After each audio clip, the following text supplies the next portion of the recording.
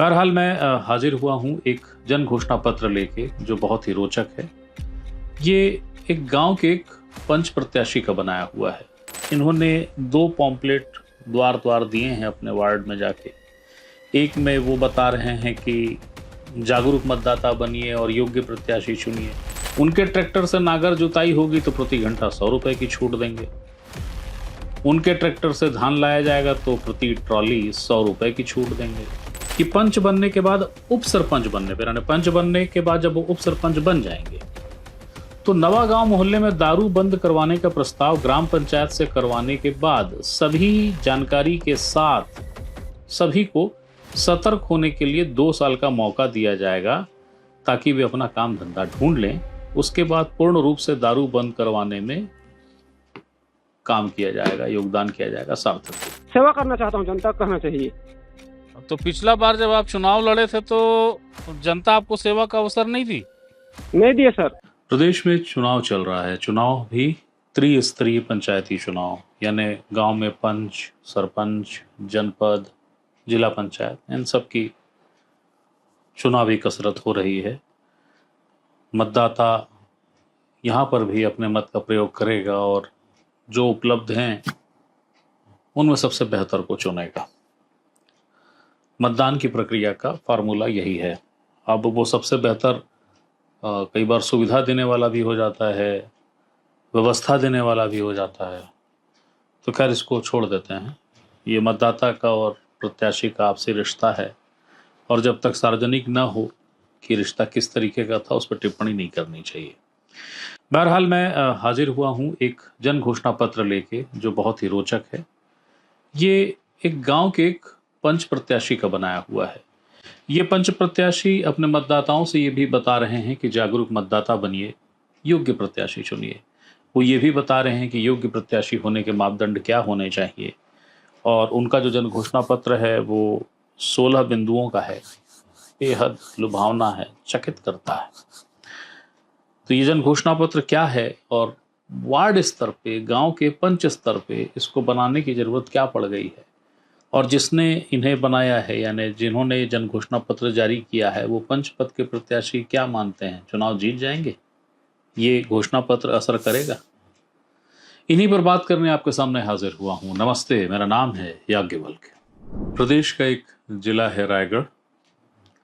रायगढ़ जिले की एक विधानसभा है खरसिया। खरसिया में एक गांव है नवा गांव और नवा गांव में वार्ड 1 से पंच के लिए चुनाव लड़ रहे हैं नीलांबर पटेल। नीलांबर पटेल जी कई सैकड़ों प्रत्याशियों में से एक प्रत्याशी होंगे। पूरे प्रदेश में चुनाव चल रहा है मगर इनकी चर्चा खूब हो रही है। चर्चा इसलिए हो रही है कि इन्होंने 2 पॉम्पलेट द्वार द्वार दिए हैं अपने वार्ड में जाके। एक में वो बता रहे हैं कि जागरूक मतदाता बनिए और योग्य प्रत्याशी चुनिए। तो योग्य प्रत्याशी के मापदंड क्या है वो भी बड़े दिलचस्प सवालों के साथ हैं और सबसे अहम जिस वजह से वो चर्चाओं में है या ध्यान खींच रहे हैं वो है उनका जन घोषणा पत्र वार्ड क्रमांक 1 के लिए, जहां से पंच पद के प्रत्याशी हैं। 16 बिंदु हैं उस जन घोषणा पत्र के और अनूठे हैं। जन्म से लेकर मृत्यु तक के जितने भी कारज होते हैं सब में क्या भूमिका होगी, इस तरीके की तमाम चीजें उस जन घोषणा पत्र में हैं। तो उनका वो जो पॉम्पलेट 1 है जिसमें वो कह रहे हैं कि जागरूक मतदाता बनिए, योग्य प्रत्याशी चुनिए, उसमें वो ये सवाल कर रहे हैं मतदाता से कि मतलब मतदाता से पूछ रहे हैं कि जागरूक प्रत्याशी या जागरूक मतदाता जो है वो योग्य प्रत्याशी कैसे जानेगा जागरूक मतदाता। तो वो पूछ रहे हैं कि जो पंच होते हैं किसी सरकारी अफसर से बात करने के काबिल होते हैं क्या कोई पंच सरकारी योजनाओं का लाभ दिला सकता है?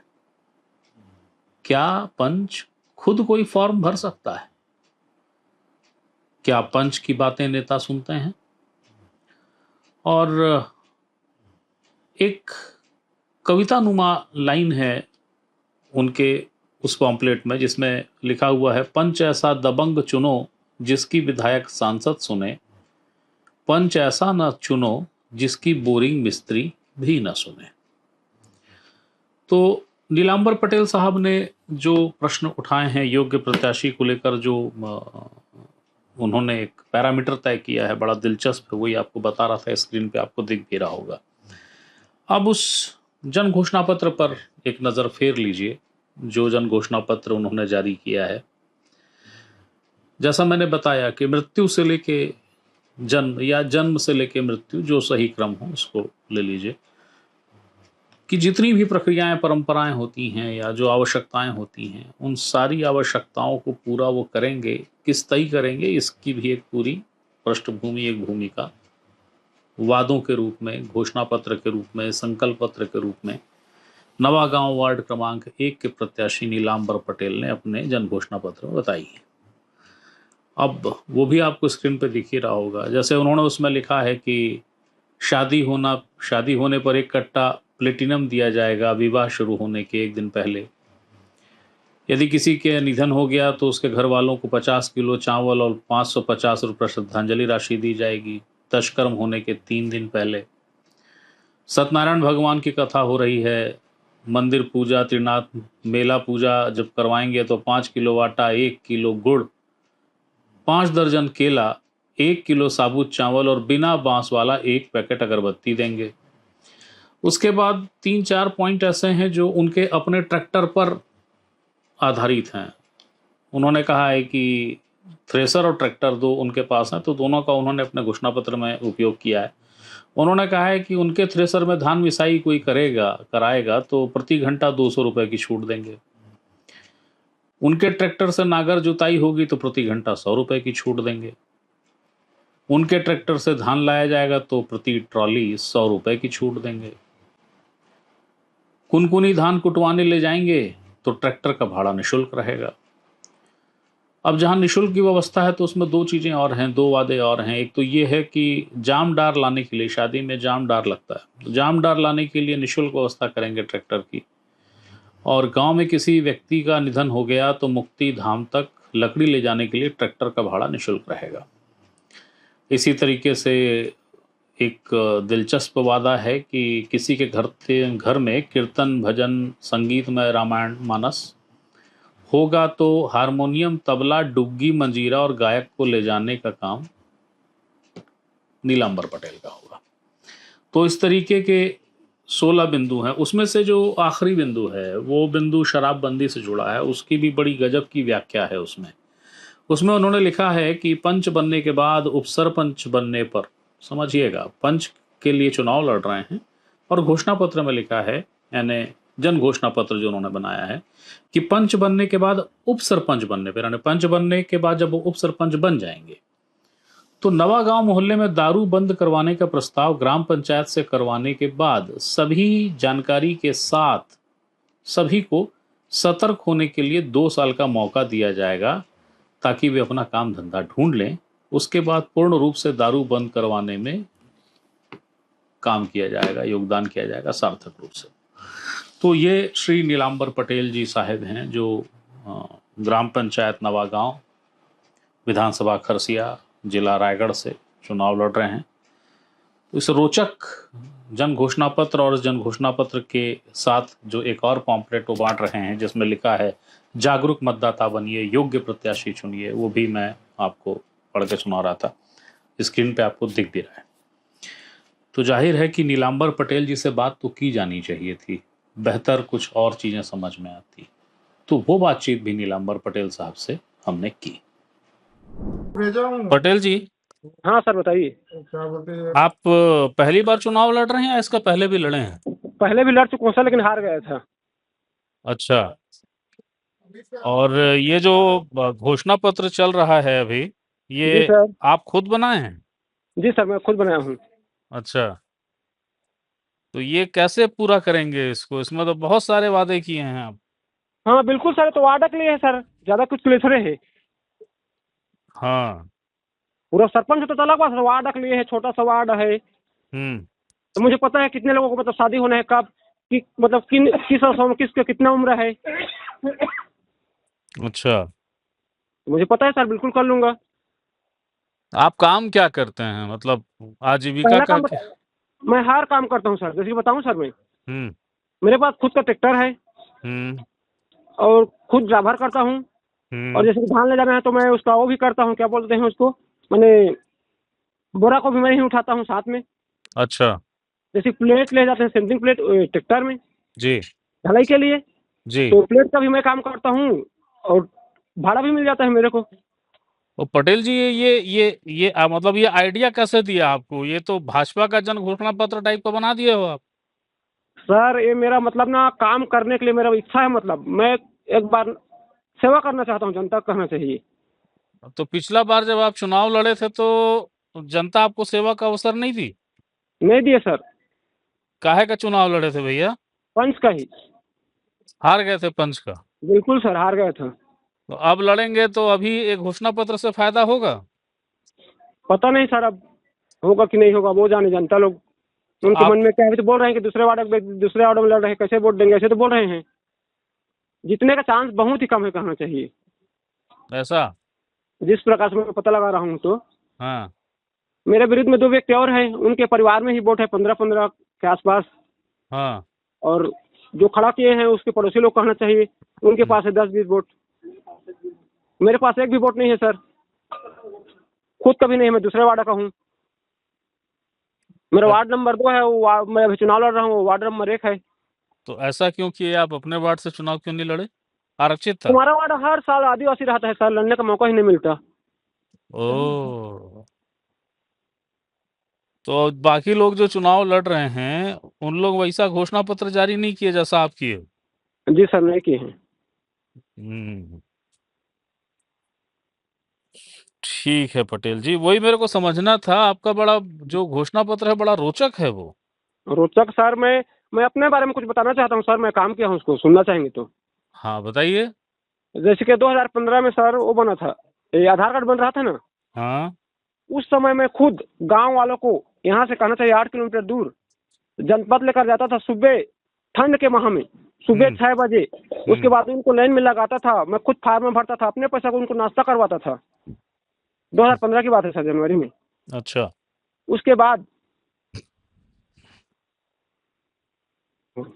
हाँ उसके बोलिए। बाद उसके बाद में यहाँ आता सर, गांव में ले आया आधार कार्ड वाले को, हम्म और उनके नाश्ता पानी खर्चा को सब मैं किया सर। अच्छा। ऐसे प्रकार सेवा करने का इच्छा है सर मेरे को। हम्म और खेती भी है मेरे पास उसमें 5 एकड़ सर। उसमें जो नीचे आप 2 लाइन की कविता लिखे हैं, जी सर। वो कौन लिखवाया है? मतलब वो कहाँ से कौन लिख के दिया आपको? बड़ी गजब की कविता है वो तो। मैं खुद लिखा हूँ सर। अच्छा, कहाँ तक पढ़े हैं पटेल जी आप? पढ़ने के लिए तो 10वीं पढ़ा हूँ सर, लेकिन 12वीं तक परीक्षा दिला चुका हूँ। अच्छा, 10वीं पास हैं, 12वीं पास नहीं है? 12वीं पास ही हो गया ओपन में। अच्छा, ओपन। जी सर। तो अब पटेल जी, आपको मतलब कोई पार्टी ऐसी है जिसको आप पसंद करते हैं? पहले कांग्रेस को पसंद करता था सर, लेकिन अब पसंद नहीं है। क्यों, क्या हो गया?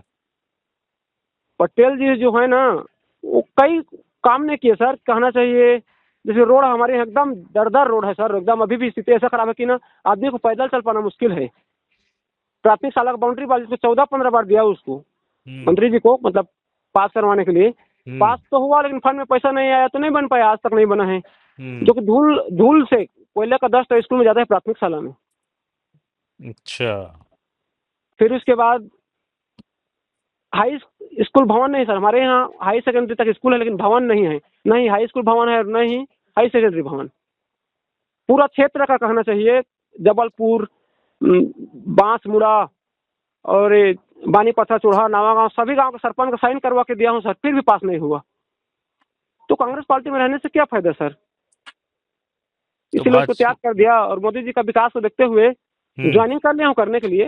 हम्म हम तो किसी एक पार्टी में तो रहना चाहिए सर, गांव का विकास चाहिए तो। हाँ, तो भाजपा आपको अवसर नहीं दी? भाजपा वाले मेरे को थोड़े जानते हैं सर, अभी अभी जुड़ा हूँ तो। अच्छा। बाकी मैं भाजपा का क्या बोलते हैं, सदस्य ग्रहण कर लिया हूँ। जी। बड़े लोग नहीं जानते अभी मेरे को, बाद में जानेंगे सर, अगला विधानसभा चुनाव आएगा उस समय।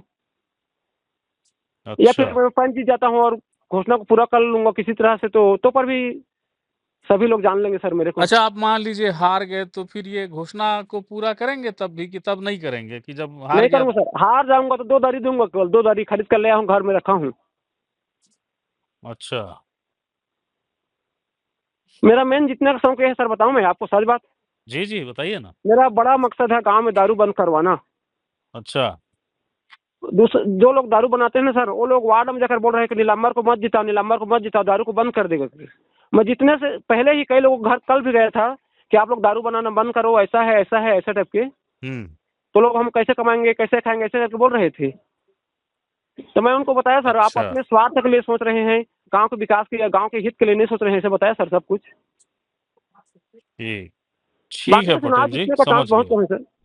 अभी जो आप बातचीत सुन रहे थे वो श्री नीलांबर पटेल जी हैं। नीलांबर पटेल, जिनका वो चर्चित जन घोषणा पत्र है, जिनका वो एक साथ में एक पत्र और जारी कर रहे हैं जिसमें वो कह रहे हैं कि जागरूक मतदाता बनिए, योग्य प्रत्याशी चुनिए। और जागरूक मतदाता की क्या क्या परिभाषा है और जागरूक मतदाता कैसे योग्य प्रत्याशी चुने, तो योग्य प्रत्याशी किसे कहा जाना चाहिए, उसके लिए उन्होंने 7 पॉइंट में सब ब्यौरा दिया है। और उनका जन घोषणा पत्र जो मैंने पहले आपको सुनाया पढ़ के, वो 16 बिंदुओं का है।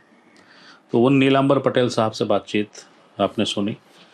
नतीजों को लेके वो काफ़ी हताश से हैं। वो मान रहे हैं कि इतनी कोशिश कवायद के बाद भी शायद वो जीतेंगे नहीं। लेकिन एक बात उन्होंने ज़रूर कही बहुत ईमानदारी से कि हार जाऊंगा तो नहीं करूंगा कोई काम, वादे वाला कोई विषय नहीं है, जब जीतूंगा नहीं तो काम क्यों करूंगा। यानी वो चाहते तो कह सकते थे कि नहीं, अगर मैं हार गया तो भी मैं क्षेत्र के विकास के लिए, वार्ड के विकास के लिए कृत संकल्पित रहूंगा, जो वादे हैं पूरे करूंगा। तो ऐसा कोई झूठी बात नीलांबर ने नहीं कही है। अब नीलांबर जी की इस बातचीत और नीलांबर जी के उस पॉम्पलेट, जिसे जन घोषणा पत्र कह रहे हैं, और उसके साथ साथ जागरूक मतदाता बने, योग्य को चुने वाला जो उनका एक प्रश्नावली सा है, जिसमें वो बता रहे हैं, सवाल पूछ रहे हैं कि पंच क्या ये कर सकता है, या ये कर सकता है, या ये कर सकता है, देख लेना, और यदि नहीं कर सकता है तो फिर उसको चुनो जो कर सकता है। तो एक रोचक विषय था। ये भी है कि बात ही बात में वो खरसिया के मौजूदा विधायक उमेश पटेल जी को लेकर भी अपनी नाराज़गी जता गए हैं। हालिया दिनों उन्होंने बताया कि वो भाजपा भी शामिल हो गए हैं। लेकिन इसके साथ साथ जो उन्होंने बताया वो ये बताया कि सड़क तक नहीं बन पा रही।